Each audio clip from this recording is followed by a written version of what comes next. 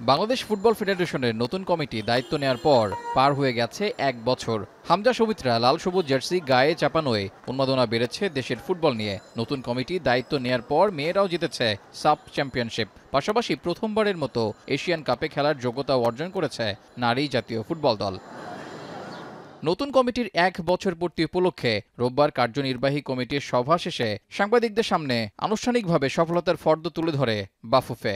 হামজা চৌধুরী, সামিদ সোম, ফাহমেদুল ইসলাম ও জাহান আহমেদের অন্তর্ভুক্তি জাতীয় দলকে অনেক শক্তিশালী করেছে।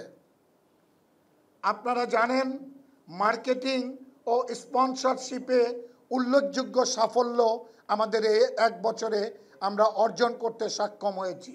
তাবিথ আউয়ালের নেতৃত্বে বাফুফের কমিটি এগিয়ে যাচ্ছে দুর্দান্তভাবে। বাণিজ্যিকরণেও সফল বাফুফে, তবে এসব সফলতার ভিড়েও রয়েছে ব্যর্থতা। যদিও সভায় সেসব নিয়ে কোনো আলোচনাই হয়নি। আমাদের এই ব্যাপারে কোনো আলাপ আলোচনা হয় নাই, কারণ এটা সম্পূর্ণ কিন্তু ন্যাশনাল টিম ম্যানেজমেন্ট কমিটির ব্যাপার। কিন্তু তারপরেও ইচ্ছা করলে আমাদের বডির যে কেউ কোনো আলাপ এটা তুলতেই পারতো, কিন্তু কেউ কখনো এইসব ব্যাপারে কোনো আলাপ আলোচনা আমাদের হয় নাই।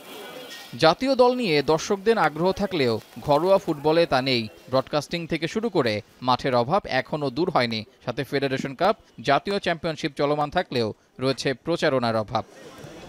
সাফ জয়ের পর যে ১.৫ কোটি টাকা দেওয়ার কথা ছিল নারী ফুটবলারদের, তা এখনও দিতে পারেনি বাফুফে। এমনকি কাবরেরার প্রতি অনাস্থা থাকলেও তাকে অপসারণ এবং নতুন কোচ নিয়োগে এখনও ব্যর্থ ফেডারেশন। সাথে নিম্ন স্তরের ফুটবল ও পাইওনিয়ার ফুটবল লিগের মতো গুরুত্বপূর্ণ টুর্নামেন্ট আয়োজনে এখনও ব্যর্থ বাফুফে। নারী লীগ আয়োজনের কথা থাকলেও তা এখনও চূড়ান্ত হয়নি। রেজাউল করিম, এখন, ঢাকা।